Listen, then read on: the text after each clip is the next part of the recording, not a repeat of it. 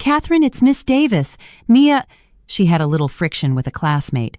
Miss Davis's voice, compressed and distorted by the phone's connection, was laced with a familiar, cautious tone. I knew it well.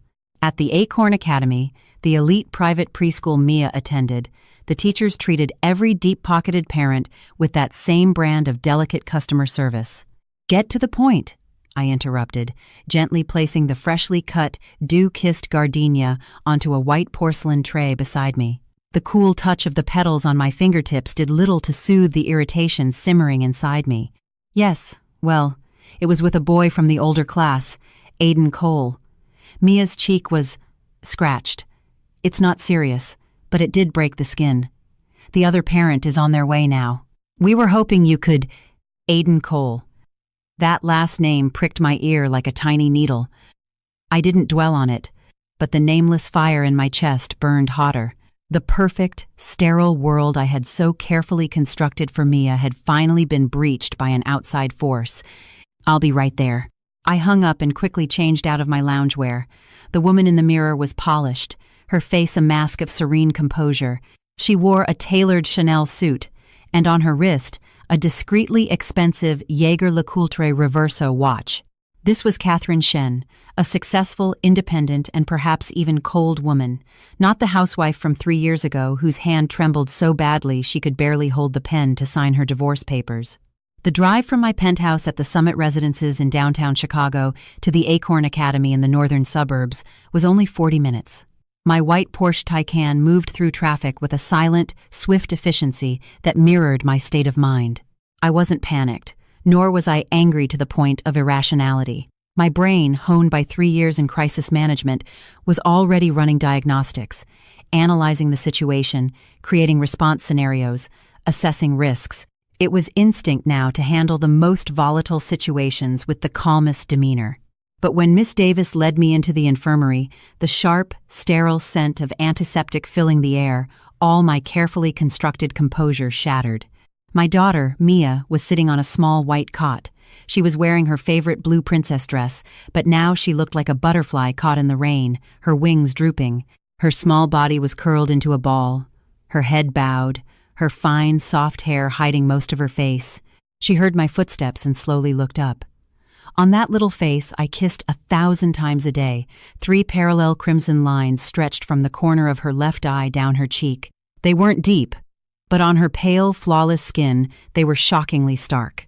The blood had been wiped away, leaving dark red, clotted tracks. The skin around them was puffy and inflamed.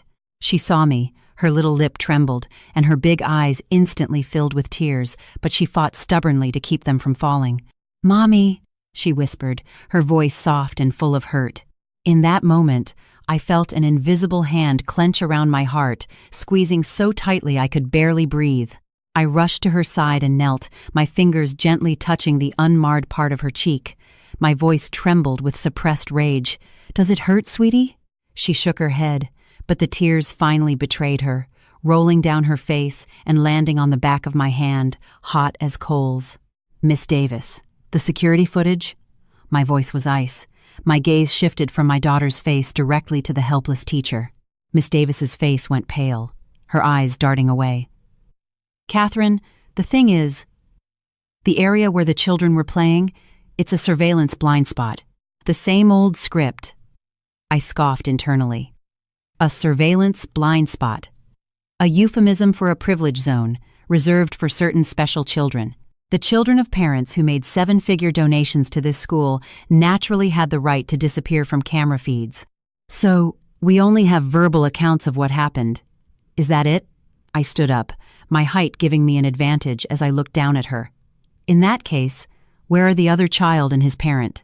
In the headmaster's office," Miss Davis stammered, her voice barely a whisper. "The other family is somewhat high profile. The headmaster is handling it personally." High profile. Important enough for the headmaster himself to run interference. Their donation must have been substantial. I took my daughter's small, cool hand. "Don't be scared, Mia. Mommy's here. Let's go meet the little boy who hurt you, okay?" Mia nodded, her hand gripping my fingers as if they were her only anchor. I led her down the spotless hallway, the sharp click of my heels echoing in the empty corridor. Each sound felt like a hammer blow against my heart. The door to the headmaster's office was slightly ajar. From inside, I could hear the low, familiar rumble of a man's voice and the sharp, petulant complaint of a woman. Honestly, it's such a small thing. Kids get into scuffles. Do we really need to make such a big deal out of it? Our Aiden is such a good boy. I'm sure that little girl started it. My steps faltered. That man's voice. I would recognize it even if it were Ash. I took a deep breath and pushed open the heavy, solid wood door. Inside, a lavishly dressed woman was seated on the sofa, a boisterous-looking boy nestled in her lap. Standing beside her, impeccably dressed in a tailored suit, was a man whose profile was as sharp and defined as I remembered. He seemed to sense the shift in light from the doorway and slowly turned his head. The moment our eyes met, time froze. Ethan Cole, my ex-husband. The look of composed annoyance on his face shattered instantly, replaced by a complex cocktail of shock, disgust, and a flicker of something like shame. The woman beside him, Tiffany, was clearly oblivious. She shot a glance at me, then at Mia, a condescending smirk spreading across her face. Oh, here we are, the main event, and I thought it was someone important, just a single mom. Explains why she's making a federal case out of a little scratch. No discipline at home, I suppose. Ethan's lips parted, as if he wanted to say something, but no words came out. He just stared at me, his eyes a swirling vortex of emotions I couldn't decipher. I ignored Tiffany's provocation. My gaze didn't linger on her for more than a second. I just looked at Ethan, the man I had once loved to the bone and hated to the marrow. 3 years. He was more handsome, more polished, and more of a stranger than ever. Time had been kind to him, bestowing only the suave charm of a mature man, leaving no trace of hardship. Slowly, a cold, almost cruel smile spread across my lips. I looked down at my daughter, who was trembling slightly in my arms. Then, in a voice clear enough for everyone in the room to hear, I said word by word, "Mia, don't be scared. Next time anyone lays a hand on you, you hit them back. Hit them until they cry. Hit them until they're scared. Hit them until they never dare to touch you again. Mommy will pay for the medical bills. Let your uncle foot the bill." My voice wasn't loud, but it landed in the quiet office like a boulder dropped into a still pond, sending shockwaves through the room. Tiffany was the first to react. The smug smile on her perfectly maintained face froze, then twisted into a mask of fury. She shot to her feet, her voice a shrill shriek. "What did you say, you psycho? You're teaching your child to be violent? You want to hit my son? Who the hell do you think you are?" The headmaster and Miss Davis were ashen-faced. They had clearly not anticipated that the elegant, aloof Miss Shen would be capable of such an explosive declaration. And Ethan. The shock on his face slowly hardened into a deep, resonant anger. He stared at me, his eyes burning holes into my face.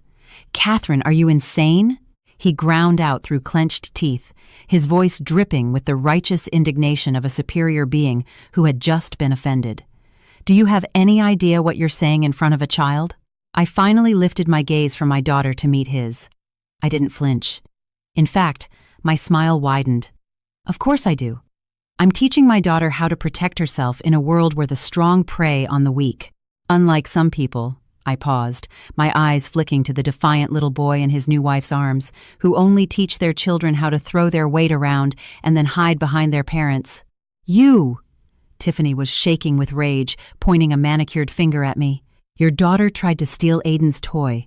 He was just trying to get it back. She fell and scratched herself by accident. How dare you slander us?" "Is that so?" I walked calmly to the headmaster's desk and placed my phone on its polished surface.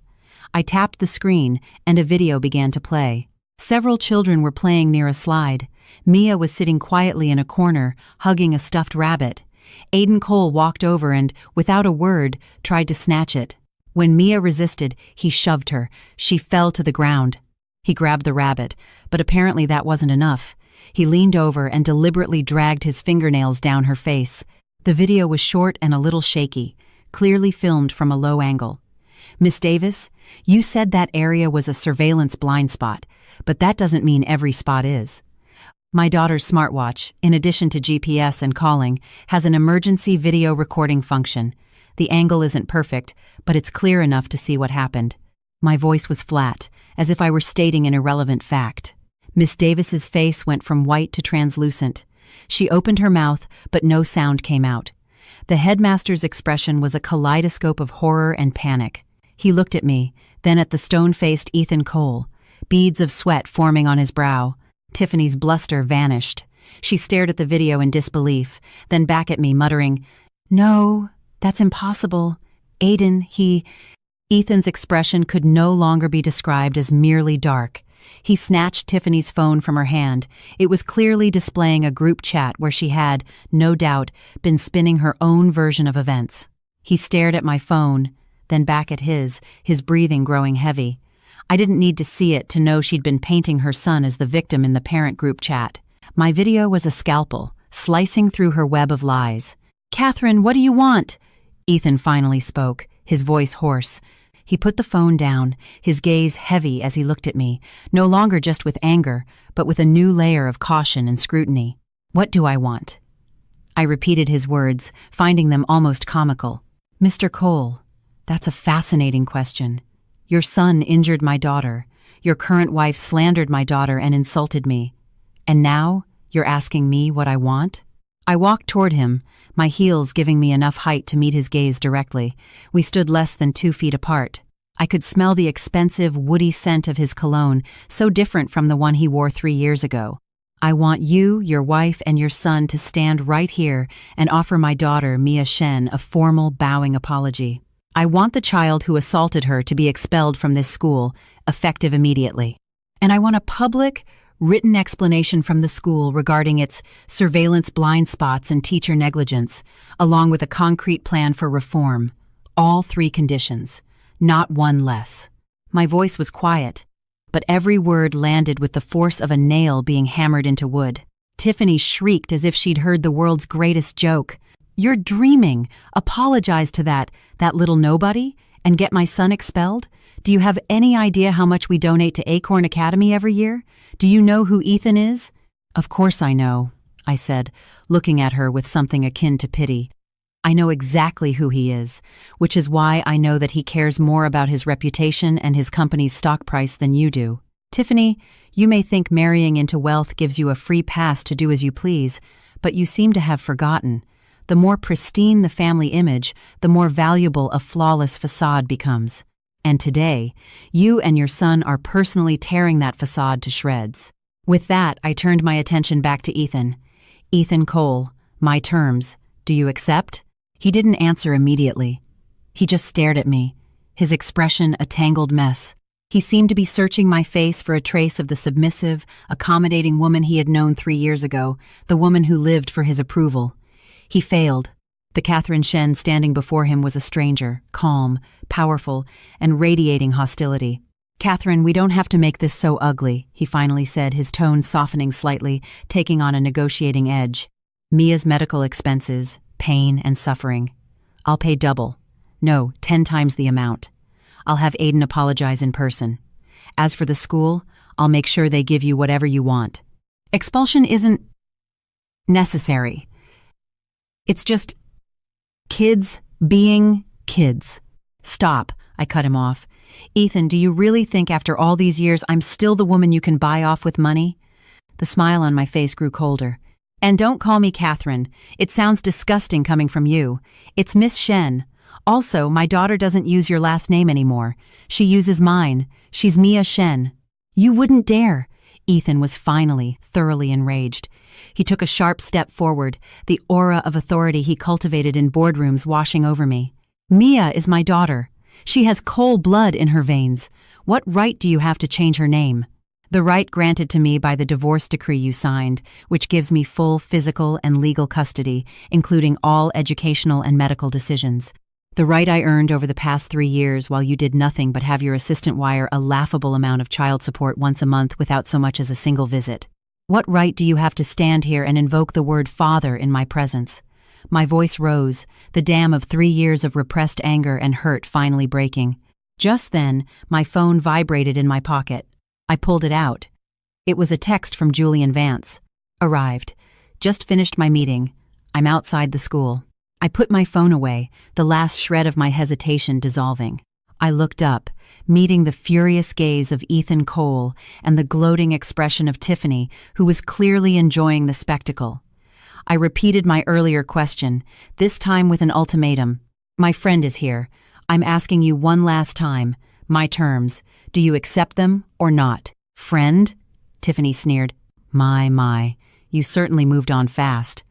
What, you think bringing some random guy here is going to intimidate us? Ethan, I can't wait to see what kind of impressive figure she's managed to dig up. Ethan had regained his composure. He adjusted his tie, slipping back into his corporate raider persona, his eyes laced with disdain. Catherine, stop bluffing. You think I don't know what your life has been like these past few years? Without the Cole family, you're nothing. Swallow your pathetic pride, take the money, and leave with the child. It's the best offer you're going to get. I laughed. I didn't say another word. I just took my daughter's hand and turned toward the office door. Let's go, Mia. Mommy's taking you to see Uncle Julian. Some people can't give you justice, so we'll get it for ourselves. When I pulled open the heavy office door, Julian Vance was standing right outside. He wasn't wearing his usual bespoke suit for board meetings, but a simple, exquisitely tailored, dark gray cashmere sweater and slacks. He was tall and carried himself with a quiet, scholarly elegance that nonetheless commanded the space around him. He saw me and smiled, but his smile instantly vanished when his eyes fell on Mia and the scratches on her face. The warmth in his eyes was replaced by a flash of cold, sharp anger. What happened? He knelt, effortlessly scooping Mia into his arms, his fingers carefully avoiding her wound as he gently stroked her hair. His voice was low and steady, imbued with a power that could soothe any storm. The moment Mia saw him, the tension in her little body melted away. She buried her face in his shoulder, as if she had found the safest harbor in the world, and mumbled, "Uncle Julian." Julian didn't press further. He just patted her back gently, then lifted his head, his gaze traveling past me to Ethan and Tiffany inside the office. In that instant, the air in the room seemed to freeze. The mockery on Tiffany's face curdled, then solidified into a mask of blank disbelief. Her jaw dropped, as if her throat had been seized, and she couldn't make a sound. As for Ethan, his look of contempt and condescension crumbled at the same moment. His pupils constricted, his body went rigid. It was the primal reaction of prey spotting an apex predator. He stared at Julian, his lips moving silently, unable to form words. The headmaster looked like he'd seen a ghost. His knees buckled and he nearly collapsed, all the color drained from his face as he stammered, Mr. Vance? Julian Vance, the true upper echelon of the financial world, the chairman of the Vance Group, a man who could make the entire Midwest business community tremble with a single phone call. To a so-called new money tycoon like Ethan Cole, his name was a legend, an entity to be revered from a great distance. Ethan's company had recently pulled every string imaginable just to get a meeting with a junior vice president at one of Vance Group's subsidiaries to secure a crucial round of funding. And now, the mythical, rarely seen chairman himself was holding my daughter, looking at him with a cool, appraising gaze. "You did this?" Julian's voice was placid, but it carried the weight of a gathering storm. He ignored everyone else, his eyes fixed on Aiden Cole, who was shrinking in his mother's arms. Aiden was terrified by his stare and burrowed deeper into Tiffany's embrace. Tiffany finally found her voice, stammering, No, Mr. Vance. How are you here? This is all a misunderstanding, a terrible misunderstanding." Julian didn't even look at her. His gaze returned to Ethan. "Mr. Cole, is it?" he said calmly. "I believe I've seen your name on a list for some financial summit. I hear your company is preparing for its IPO." A cold sweat broke out on Ethan's forehead. He swallowed hard. "Yes, Mr. Vance, it's an honor. Today was a misunderstanding. I didn't realize Mia was Miss Shen's daughter." "Oh?" Julian's eyebrow arched slightly, a gesture of immense pressure. "So if she weren't Catherine's daughter, if she were just the child of an ordinary family, it would be acceptable for your son to assault her, for your wife to slander her, and for you to simply buy them off with money? Is that it?" His voice remained even, but each word was a sledgehammer, striking Ethan's conscience. Ethan's face went from white to green, then to a deathly gray. He couldn't refute it, because Julian had just articulated his exact thoughts and actions. I watched it all unfold, a cold observer. This was what I wanted. It wasn't about having Julian fight my battles. It was about making Ethan Cole see that the power dynamic between us was no longer what it was 3 years ago. I wanted him to understand that the status, wealth, and power he was so proud of were utterly insignificant in the face of true influence. Catherine. Julian turned from the crumbling Ethan and looked at me, his eyes gentle again. How do you want to handle this? He handed the power back to me, completely and publicly. In front of Ethan, in front of everyone who had underestimated me, he made his allegiance and his respect for me unequivocally clear. I took a deep breath, met Ethan's dead-eyed stare, and said clearly, my terms, as I stated before. First, the 3 of them apologized to my daughter with a formal bow. Second, Aiden Cole is expelled. Third, the school issues a public statement and reforms its policies. I paused, then my gaze shifted to the pale-faced headmaster. Now I'm adding a 4th.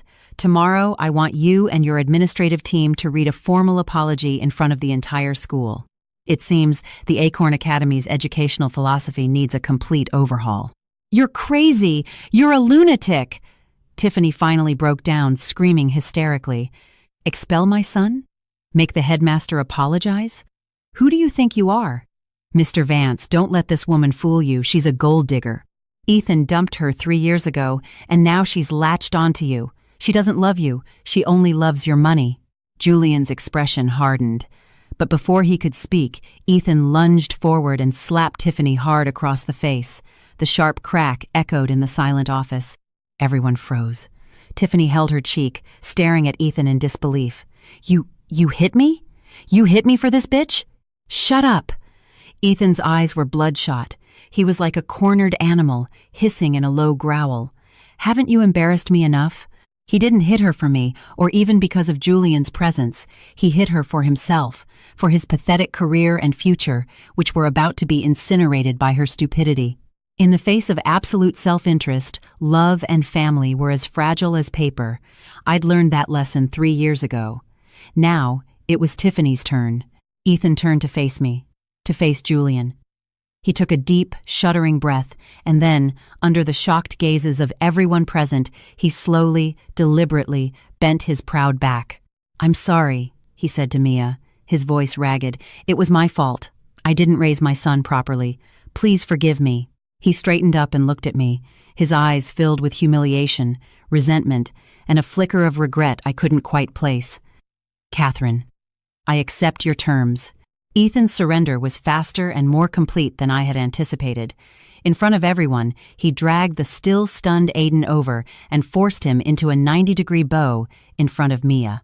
The spoiled little tyrant, having never experienced such humiliation, burst into loud, wailing sobs. Tiffany clutched her red, swollen cheek, her eyes shooting daggers of pure hatred at me, but she didn't dare say another word. She knew better than anyone that Ethan's slap had not just struck her face, but her position in his family.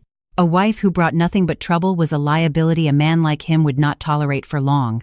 The headmaster was even more efficient. He practically tripped over himself to agree to all my conditions, immediately removing Miss Davis as Mia's teacher and promising a school-wide announcement and the formation of a special task force to investigate bullying issues first thing in the morning. A confrontation that had been on the verge of exploding was over, crushed into submission within 10 minutes of Julian's arrival. I felt no joy in victory, only a profound exhaustion. I asked Julian to take Mia to the car while I stayed behind to finalize the details. I needed the headmaster's written, stamped commitment and confirmation of Aiden Cole's withdrawal. I no longer trusted verbal promises, especially from men like these. When I walked out of the office with the documents, Ethan was the only one left in the hallway. He was standing by the window, his back to me. The setting sun cast his silhouette in a long, lonely shadow. He turned as he heard my footsteps. Can we talk? His voice was hoarse, stripped of its earlier arrogance, replaced by a note of pleading. There's nothing to talk about, I replied coldly, walking past him. Catherine, he called out, his voice thick with a suppressed pain. Just a few minutes. I stopped, but didn't turn around. About Julian Vance. When did you get together with him? He asked, his voice so soft it was almost a whisper. I turned to face him. His face was a canvas of confusion and disbelief. I found it almost laughable. "Mr. Cole, are you confused? Who I'm with and when is none of your business.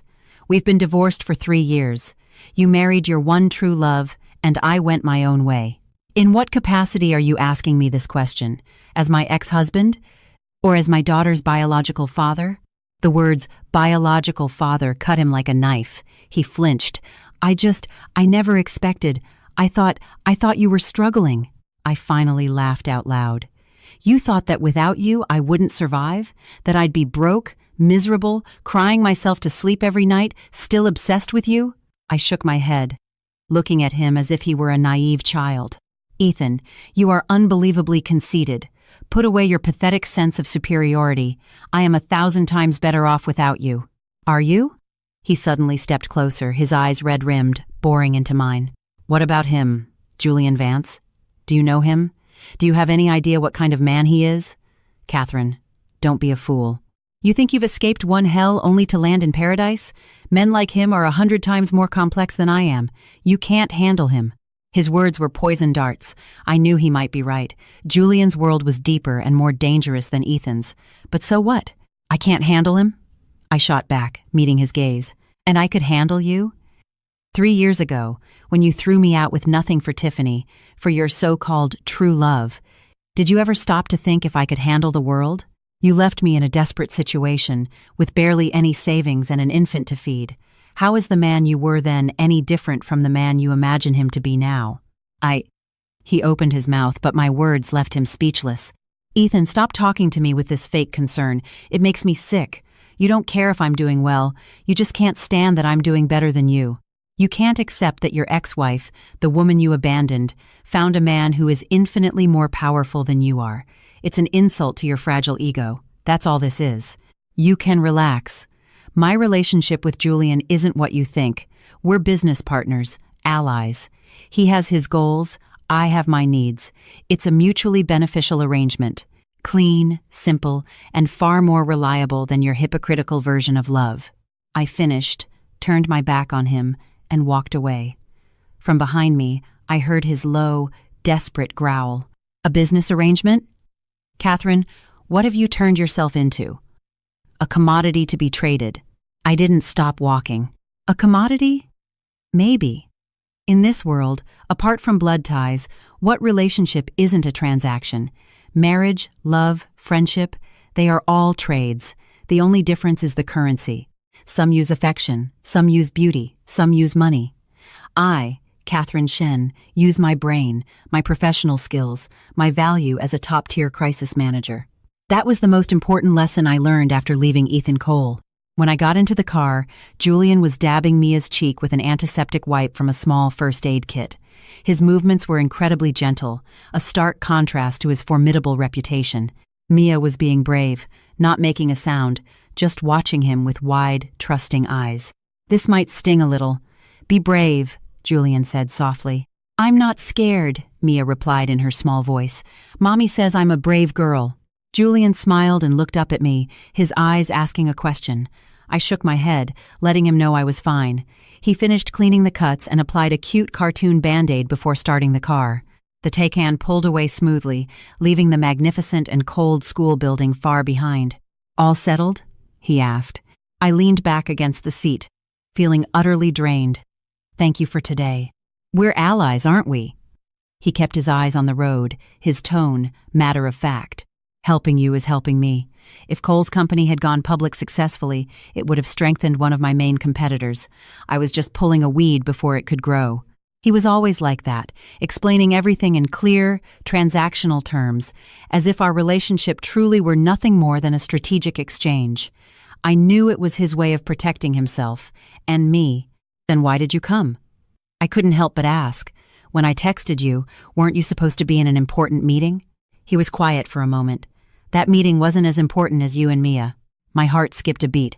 Silence filled the car, broken only by the sound of Mia's even breathing.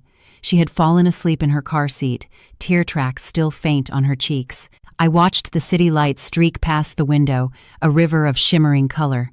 I thought the day's drama was over. I had no idea it was just the beginning. Back at the Summit residences, Julian carried the sleeping Mia inside. Our housekeeper, Maria, had dinner ready and gasped when she saw the Band-Aid on Mia's face. Julian put a finger to his lips and carried Mia straight to her room. I stood in the living room, watching as he gently laid her on the bed, took off her tiny shoes, and tucked her in, his movements as practiced as if he'd done it 1,000 times. In that moment, he wasn't the iron-fisted chairman of the Vance Group. He was just a gentle, reassuring presence. 3 years ago, when I left my marriage with nothing but Mia, I was at rock bottom. Julian Vance had been the one to pull me up. At the time, he was facing a vicious internal family power struggle and a PR crisis. And I, the discarded ex-wife of a wealthy family, used my intimate knowledge of high society's rules and a desperate, nothing-to-lose ferocity to orchestrate a textbook-perfect media counteroffensive that helped him secure his position. Since then, we had become the strongest of allies. He gave me capital, resources, and a platform to start my own crisis management firm. I became his sharpest weapon, neutralizing any threats to his empire, both business and personal. Our relationship was built on gratitude, mutual interest, and a deep understanding. The one thing it lacked was romance. At least, that was the line we both tacitly agreed to maintain. Julian emerged from the bedroom and, seeing me lost in thought, walked to the bar and poured 2 glasses of scotch, handing one to me. "Ethan Cole won't let this go," he said, breaking the silence. I took the glass, the ice cubes clinking softly. "I know. After a humiliation like that, he'll find a way to retaliate." "He can't," Julian said, his voice calm but absolute. "I've already had my legal team send a notice to his IPO underwriters, advising them of the potential risks Mr. Cole's questionable personal ethics and domestic disputes could pose to the company. His path to going public is, if not dead, delayed by at least a year. A lot can happen in a year." A chill went down my spine, a masterstroke. He hadn't even waited for me to ask for help. He had already cut off Ethan's escape route. I looked at him, unsure of what to say. "I told you, helping you is helping me," he said, taking a sip of his drink, his eyes dark. "I just don't like my allies being distracted by irrelevant people and their petty dramas." I fell silent. Irrelevant people. Yes.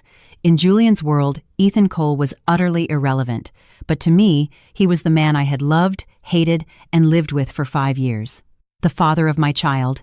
That history wasn't so easily erased.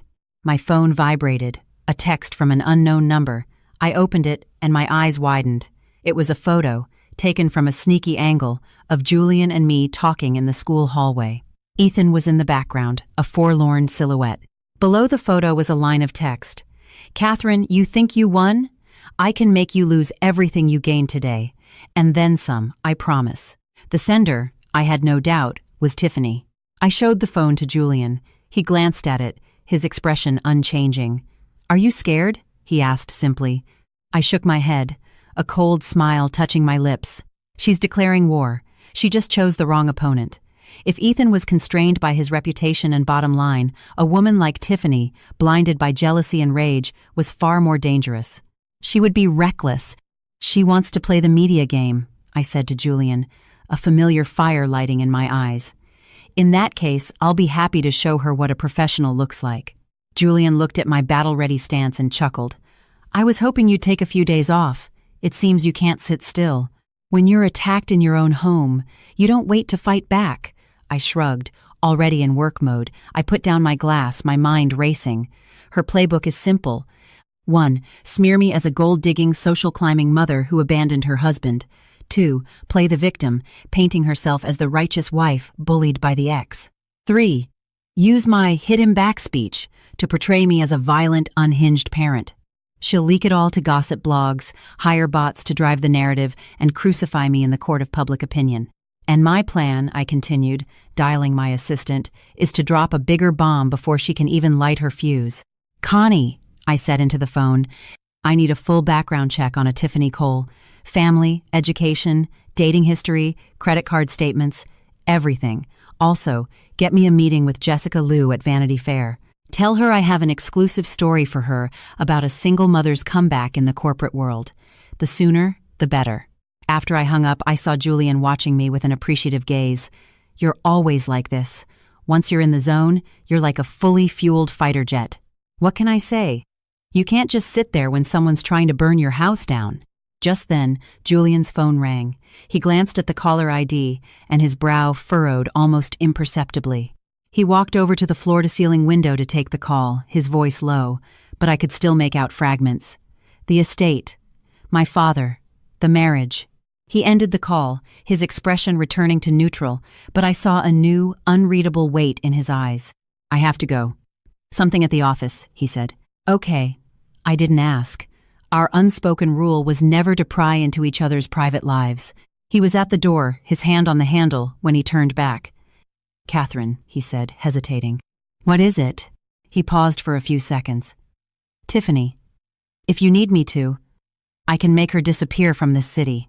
I was taken aback for a moment, then I smiled. No need. A minor character like her isn't worthy of your attention. It would be like using a sledgehammer to kill a fly. He smiled back, nodded, and left. The moment the door clicked shut, the apartment was silent again. I stood alone in the vast living room, watching the ice melt in my glass, my heart far from calm. That phone call and his parting words pricked at me. We were allies, but are alliances ever permanent? If his powerful father forced him into an arranged marriage with some society heiress, where would that leave Mia and me? I shook my head, pushing the thoughts away. My priority was winning the war against Tiffany. I was heading to my home office when my phone buzzed again. A video call. I saw the name on the screen and, after a moment's hesitation, answered. An elderly, kind face appeared. Catherine, sweetie? It was my mom, her voice tinged with worry. Did you go to Mia's school today? Maria mentioned something about an argument. My heart sank. I'd forgotten to tell Maria not to worry her. It was nothing, Mom. A small issue, all resolved, I said with a forced smile. Nothing? I just saw a video in the residents' group chat. Someone said you and Ethan got into a huge fight and that you have a new man, someone even richer than Ethan. What is going on? My blood ran cold. Residents' group chat. A video. Tiffany had moved faster than I thought. I had my mom forward it to me immediately. The second I opened it, I felt a chill spread through my limbs. The video was shot in the parking lot of the Acorn Academy, shaky and clearly filmed from a hidden spot. It starred me, Julian, holding Mia, and Ethan. He had rushed out to confront us as we were getting into the car. There was no audio, but the visuals were explosive. Ethan was shouting at me, his face contorted with emotion. I remained icily calm. Julian stepped between us, shielding me, his sheer presence enough to make Ethan flinch and retreat, watching helplessly as we drove away. The title was pure clickbait. Ex-husband begs for reconciliation. Ex-wife's new billionaire boyfriend shuts him down. Real Housewives of Chicago gets real. It was posted by a local gossip blog I'd never heard of, just half an hour ago. It already had over 100,000 views. The comments were a wildfire. Holy shit, isn't that Ethan Cole, the tech mogul? His ex-wife is a badass. That guy in the Porsche is on another level, so much hotter than the ex. This drama is better than Netflix. Who is the new guy? I need the tea. Am I the only one who feels bad for the little girl? Poor kid. Stentfu with your virtue signaling. The ex obviously came looking for trouble. Team Catherine. Lol, Team Catherine? More like Team Gold Digger. She just upgraded to a bigger bank account. I've seen her type before. Tiffany's strategy was clear. She wasn't attacking me directly. She was using this salacious, high-drama narrative to throw me into the public arena. She knew a direct smear campaign could be debunked. But a juicy tale of a billionaire love triangle was irresistible. Once my identity and my connection to Julian Vance were dissected online, the truth wouldn't matter. I'd be branded a social climber, and she could watch my reputation burn from the sidelines. Connie, cancel the Vanity Fair interview, I said into the phone, my voice terrifyingly calm. Change of plans. Initiate the tidal wave protocol. Now. I want every media channel we have to kill this video's traction, and I want the tech team to trace the source of this video and the publisher's IP address. I want to know who's behind this by morning. The tidal wave protocol was my firm's highest-level crisis response plan, designed for sudden, malicious media assaults. Activating it meant war, with no expense spared. Understood, Catherine, Connie replied, her voice all business. I hung up and slumped onto the sofa. I had underestimated Tiffany's viciousness and overestimated Ethan's integrity. That video angle, Tiffany couldn't have done it alone. Ethan had allowed it, maybe even helped. His remorseful act was just that, an act. He wasn't angry at Tiffany's stupidity. He was furious at my betrayal. He couldn't stand that I had escaped his orbit, let alone risen to a height where he had to look up. So he had to tear me down. How ironic. He was the one who had betrayed our marriage, yet now he was punishing me. I picked up my glass and downed the rest of the scotch. The liquid burned my throat but couldn't warm my frozen heart. My phone rang again. It was Julian. "I saw the video," he said, his voice unreadable. "Do you need me to handle it?" "No."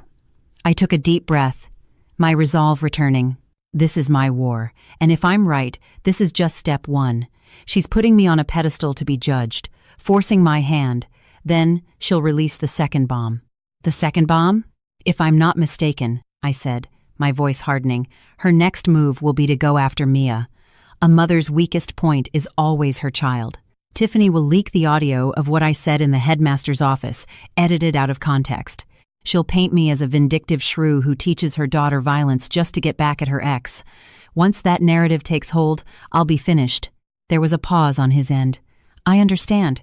Catherine, do what you have to do. The Vance Group's legal and PR departments are at your disposal, 24/7. Remember, you're not fighting alone." His words were a warm current in my frozen heart. After we hung up, I walked to Mia's room. Through the crack in the door, I could see her peaceful, sleeping face. So innocent. The world's ugliness had no place here. I would not let anyone hurt her. Ever.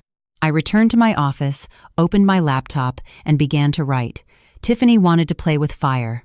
Fine, I would give her an inferno. She wanted to see my reputation in ruins. I would let her watch as she herself went up in flames. I would show everyone that Catherine Shen was not some pushover. Anyone who dared to use my daughter as a weapon would have their entire world destroyed. The city outside my window fell into a deep slumber, but my battle had just begun. My fingers flew across the keyboard, every keystroke fueled by a cold, righteous fury. The next morning, as the first rays of sun pierced my office window, Connie called, right on schedule. "Catherine, we have it all," she said, her voice tired but triumphant. "The blog is registered to a P. I named Leo Webb. We checked his financials.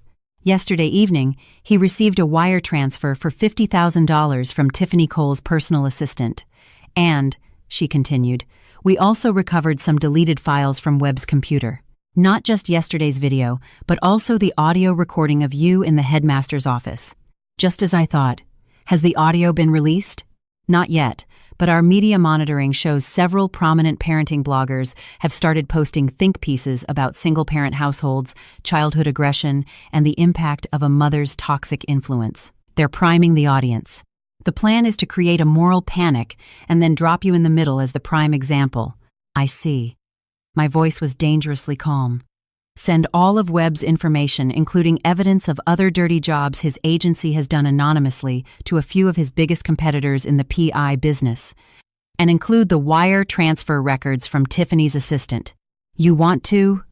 Connie hesitated. "Cut the head off the snake," I said coldly. "Tiffany thinks she hired a professional attack dog. I'm going to put that dog down. I want Leo Webb to pay for his greed, and I want every PI in this city to know what happens when they take a contract out on Catherine Shen." "Understood." After hanging up, I stood and looked out over the waking city. Tiffany's plan was meticulous. Use celebrity gossip to hook the public, pivot to a relatable parenting debate to garner sympathy, then deliver the fatal blow with the audio. It was a textbook smear campaign. The Catherine of 3 years ago would have been drowned by the tidal wave of public outrage. But I wasn't that Catherine anymore. I opened my phone and went to the gossip blog. The video's view count had surpassed 3 million. The comments were a cesspool. I ignored them and went directly to the blog's contact page, sending a direct message. I typed one sentence. "You have 1 hour. Delete the video and issue a public apology, or face the consequences." I tossed my phone aside and went to get ready. Half an hour later, dressed in a sharp, white power suit, I was about to leave when Connie called again. "Catherine, the blog just posted something new." I raised an eyebrow and opened the link. It wasn't an apology. It was a defiant provocation. The headline read, "An open letter to a certain arrogant ex-wife. Money can't buy silence, and the truth will prevail." The article was a self-righteous diatribe, painting the blogger as a heroic journalist fighting for justice against my bullying and threats. It ended with a screenshot of my one-sentence message. I laughed. A bitter, humorless sound. Some people really needed to see the coffin before they would shed a tear. "Connie," I said, calling her back, "initiate Plan B. Tell Jessica Liu she's about to get a much bigger story." I drove not to my office but to an exclusive private club downtown where Jessica Liu, the editor-in-chief of Vanity Fair, was waiting for me. "Catherine, you finally made it. You've really kicked the hornet's nest this time," she said, handing me a glass of sparkling water, her expression worried. Jessica was a media veteran who had mentored me in my early days. "Don't worry, Jess. I've got this." I smiled, pulling a flash drive from my purse and placing it on the table. "This is the exclusive I promised you." "What is it?" she asked, picking it up. "It's a trifecta," I said, ticking off the points on my fingers. 1. Hard evidence of Ethan Cole's infidelity during our marriage and his illegal transfer of marital assets. That includes his text messages with Tiffany, hotel receipts, and the bank statements from the offshore accounts he used. 2. Tiffany's entire sordid history. Dropping out of college, her sugar daddy arrangements, her forged resume, and multiple plastic surgeries, complete with before photos and sworn affidavits from her former classmates. And 3, I looked her straight in the eye. The official legal notice from the Vance Group's counsel announcing a lawsuit against Ethan and Tiffany Cole for the illegal acquisition and dissemination of images involving Chairman Julian Vance, citing defamation and reputational damages. Jessica's hand, holding the drive, began to tremble. She looked at me, her eyes wide with shock. "Catherine, you're going to destroy them." "They tried to destroy me first," I said, my voice devoid of warmth. "An eye for an eye. But releasing this, you'll be dragged right back into it, your relationship with Julian Vance." "My relationship with Julian Vance is clean. We are business allies and partners in battle," I said, meeting her gaze without flinching. "As for my own reputation, I don't care what people say about me, but if anyone dares to hurt my daughter, I will burn their world to the ground." My intensity seemed to convince her. She was silent for a long moment, then nodded and put the flash drive in her purse. "I get it. Don't worry, Catherine. I'll write this piece myself. I'll make sure everyone sees exactly who the real victim is." "Thank you, Jess." "Don't be silly. We're friends." Leaving the club, I felt a weight lift from my shoulders. I was holding a nuclear bomb, and I had been hesitant to press the button. Wiping out Ethan, the man I had once loved, felt like a final, brutal severing, but they had forced my hand. I was about to start the car when my phone rang again. An unknown number, I answered. A deep, authoritative voice came through the line. "Is this Miss Catherine Shen?" "Yes, speaking. Who is this?" "This is Arthur Vance, Julian's father." My heart stopped. Arthur Vance. I'd only ever seen that name in the upper echelons of financial journalism, a legend from a bygone era. The patriarch of the Vance family, the man who built the empire. He had supposedly retired years ago, and now he was calling me. My mind raced. Was it about Julian? About Mia? About the scandal? "Mr. Vance, an honor," I managed, my voice steady. "Miss Shen, I would like to see you," he said, his tone leaving no room for negotiation. It was the voice of a man accustomed to absolute obedience. "Come to the estate. Now, my driver will text you the address." He hung up without waiting for a reply. A second later, an address appeared on my screen. The Vance estate. This was a summons, not an invitation. And at a time like this, it was not a friendly one. It was a trap. To go was to face an opponent 1,000 times more formidable than Ethan and Tiffany combined. To refuse was to show weakness, to confirm his worst suspicions about me, and perhaps provoke him into acting against me directly. I hesitated for only 3 seconds. I was going. I needed to see what this old lion wanted. I texted Connie, telling her to pause all actions against the Coles until further notice. Then I turned the car and headed towards the address on my phone. The Vance estate was a sprawling, Gilded Age mansion nestled in the forested hills of Lake Forest. My car was stopped at the imposing wrought iron gates by two stone-faced security guards. After I gave my name, they opened the gates, and a butler was waiting to lead me inside. I was escorted through long, art-filled corridors to a mahogany-paneled library. Arthur Vance sat in a large leather wingback chair by the fireplace. He looked to be in his late 60s, with a full head of silver hair, but his posture was ramrod straight, and his eyes were as sharp and predatory as a hawk's. He didn't speak, just watched me, his gaze sweeping over me as if assessing a piece of livestock. I met his stare head-on and sat in the chair opposite him. "You have nerve, Miss Shen," he finally said, his voice a low rumble. "You wanted to see me, Mr. Vance. It seemed impolite to hide," I replied with a faint smile. He grunted, then poured 2 glasses of what looked like a very old single malt scotch. "My son's a fool. His judgment has been clouded." He pushed a tablet across the table. On the screen was the gossip video and its toxic comment section. "Julian is the sole heir to the Vance Group. His reputation is the reputation of this family, this company. I will not have his name dragged through the mud and associated with this kind of tabloid trash. I will not have him made a laughingstock over a woman. So, he was here to blame me." "Mr. Vance, with all due respect, you're mistaken," I said calmly. "My relationship with your son is purely professional. The video was a malicious fabrication by my ex-husband. Fabrication or not, the damage is done," he snapped. "And you, Miss Shen, are the source of the problem." In his eyes, I was the scarlet woman, the distraction, the source of his son's folly. "Name your price, Miss Shen." He leaned forward, revealing his true purpose. "How much will it take for you to leave Julian and to leave this city for good?" The same question. Just like Ethan, these powerful men, convinced that everything and everyone had a price tag. I smiled, a sad, bitter smile. "What if I told you I don't want money, Mr. Vance?" His brow furrowed. "Then what do you want? A stake in the company? To marry into this family?" His voice dripped with undisguised contempt. "Let me be clear. That will never happen. The Vance family marries its own kind, women from powerful, respectable families, women who can be an asset. You," he looked me up and down, "a divorced single mother, you are not worthy. Not worthy." The words were like red-hot nails driven into my heart, my hands clenched into fists under the table. But I held my composure. Any emotional outburst would only confirm his low opinion of me. I took a deep breath and smiled again. "Mr. Vance, you misunderstand.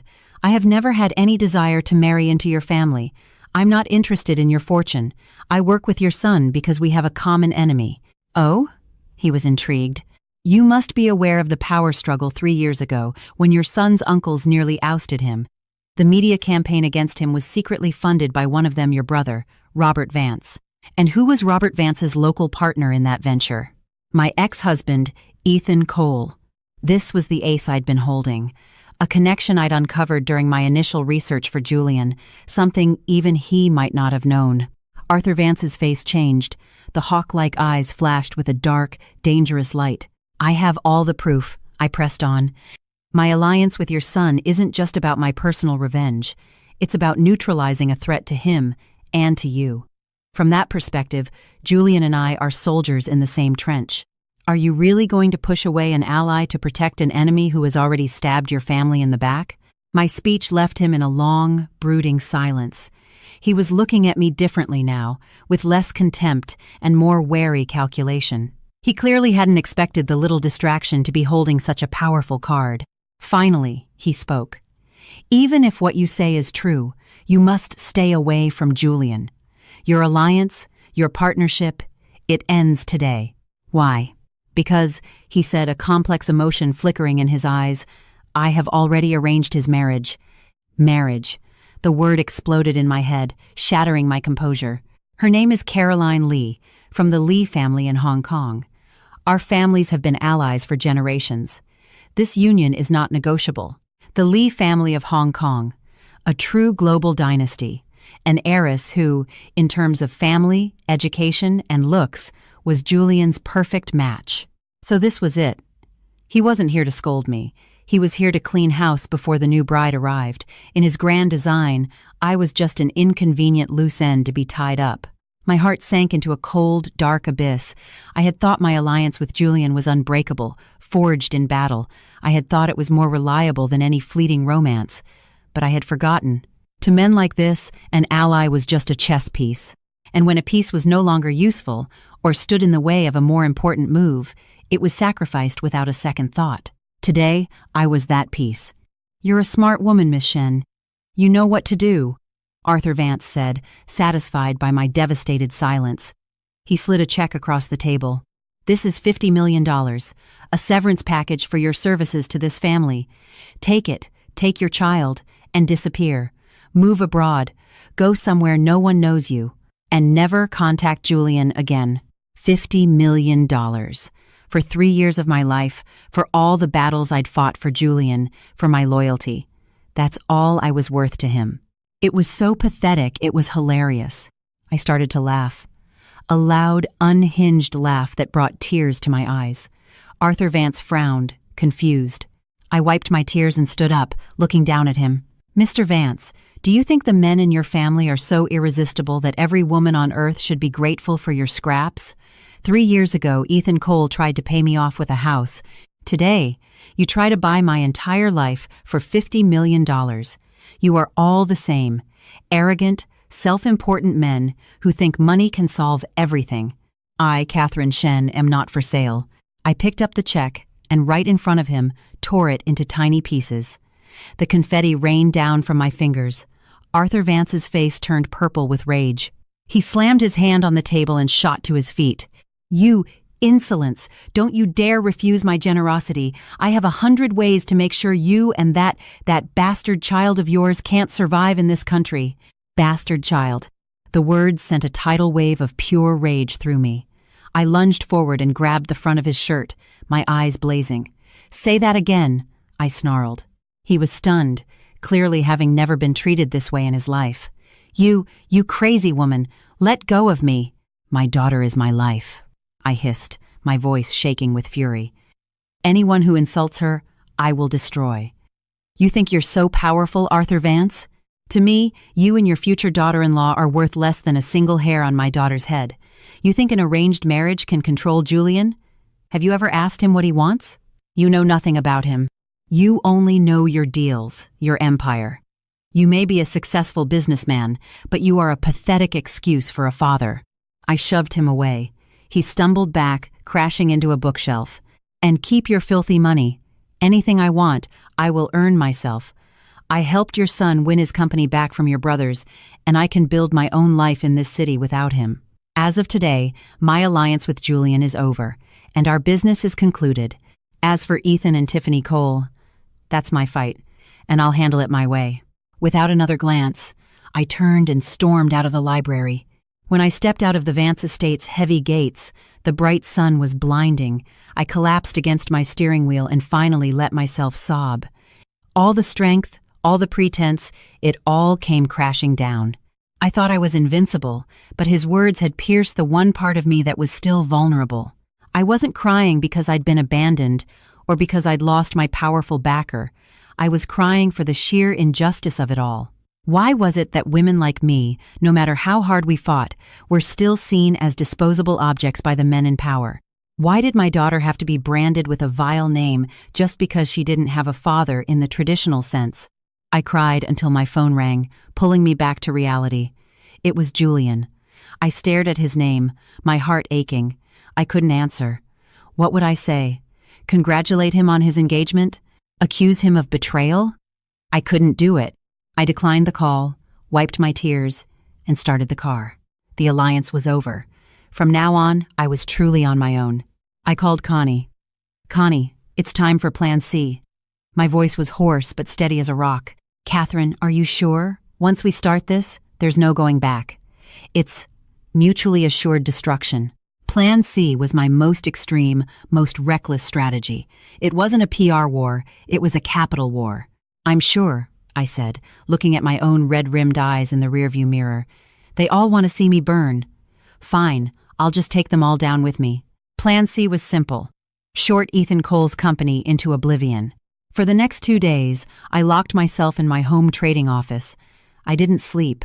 My eyes were glued to the candlestick charts, my brain processing information at lightning speed. I leveraged every cent of capital I had, called in favors from every hedge fund contact I knew, and prepared to strike. Meanwhile, Ethan and Tiffany were celebrating. Their hired troll farms were spamming the edited audio of me all over the internet, successfully painting me as a toxic mother. The parenting blogs were having a field day. They thought I was finished. They had no idea what was coming. Monday morning, the market opened.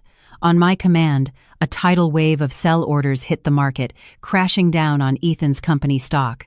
Within 10 minutes, it was down 5%. Panic started to set in. His company issued a statement, insisting everything was fine. Then, Jessica Liu dropped her bomb. Vanity Fair published the article on all platforms simultaneously. The truth behind the tech fortune. Inside Ethan Cole's empire of deceit. The article was a masterpiece of investigative journalism, complete with screenshots of texts, bank records, before and after photos of Tiffany, everything. The internet exploded.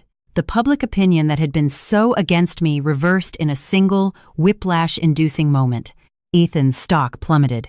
10%, 15%, 20%. It was in freefall. But I wasn't done. That afternoon, I dropped my final weapon. I anonymously leaked the evidence of Ethan's collusion with Robert Vance to the SEC and several major financial news outlets. The market went into a frenzy. This was no longer just a messy divorce, it was corporate espionage and insider trading. The SEC immediately halted trading of Cole's company stock, pending a full investigation. I watched the screen, a sea of red. I felt no triumph, just a cold, empty void. I had won. I had destroyed him, and in doing so, I had also slapped the Vance family across the face. I had proven that Catherine Shen was not a pawn. She was a bomb. The doorbell rang. I opened it to find Julian. He looked exhausted, with dark circles under his eyes, his expensive shirt wrinkled. "Why didn't you answer my calls?" he asked, his voice raw. I didn't answer, just turned and walked back into the living room. He followed, closing the door behind him. "What did my father say to you?" he pressed. "Does it matter?" I said, my back to him, my voice like ice. "Mr. Vance, our alliance is terminated. You have your path, I have mine. We owe each other nothing." "Nothing?" He gave a bitter laugh and wrapped his arms around me from behind. "Catherine, what do you take me for? Just a business partner you can discard at will?" His embrace was warm, but it felt cold to me. I struggled out of his arms. "What else am I supposed to think? Should I wait around until after you marry your perfect Miss Lee and then let you pay me off with a check?" He froze. "Miss Lee? What are you talking about?" Seeing the genuine confusion on his face, a thought occurred to me. "You don't know?" "Know what?" "Catherine, I've been in Hong Kong for the past 2 days dealing with a crisis at our branch there. I just flew back this morning and saw the news." "Enough!" I cut him off. "Stop acting, Julian. You and your father, playing good cop, bad cop. It's pathetic." He made it perfectly clear. "I'm not good enough for you, for your family, and I have no intention of trying to be. So please, leave." "I'm not leaving," he said, his gaze intense. "Catherine, listen to me. My father's plan for my marriage is real, but I never agreed to it. The reason I was in Hong Kong was to meet with the Lee family and officially call it off. So what?" My heart remained numb. "You refuse this one, and they'll find another. As long as you are the heir to the Vance Group, your life will never be your own. And I'm tired, Julian. I'm so tired of being a pawn in your family's games. I just want a quiet life with my daughter." I tried to walk away, but he grabbed my wrist, his grip surprisingly strong. "Catherine," he said, his eyes turning red. "What if I wasn't the heir to the Vance Group anymore?" I stared at him. "What are you saying?" "Before I came here, I submitted my resignation to the board. I've relinquished my position, my shares, everything." He looked at me, his eyes burning with a sincerity I had never seen before. 3 years ago, I pulled you into my world to fight with me. Now I want to leave that world and enter yours. Will you give me that chance?" I was speechless. My mind was blank. This man who commanded empires, had just given it all up. For me. For the first time in 3 long years, my heart, which I thought had turned to stone, began to beat again, loud and fast. Just then, my phone rang. An unknown number. I answered. It was Ethan, his voice a broken, desperate sob. "Catherine, you won. You completely, utterly won. The company is gone. I'm ruined. But just tell me, why? How did we end up here? You used to love me so much." Listening to his incoherent rambling, I felt a strange sense of peace. I didn't answer. I just quietly ended the call. Then I looked up at Julian, at the universe of devotion in his eyes, and a slow, genuine smile spread across my face. Maybe, for the second half of my life, I could try living for myself. Behind me, the door to the bedroom creaked open. Mia stood there, rubbing her sleepy eyes. "Mommy?" she asked in her tiny voice. "Is it morning now?" I looked at her, the sunlight from the window illuminating her perfect, innocent face. "Yes, sweetie," I said, my voice full of a hope I thought I'd lost forever. "It's morning."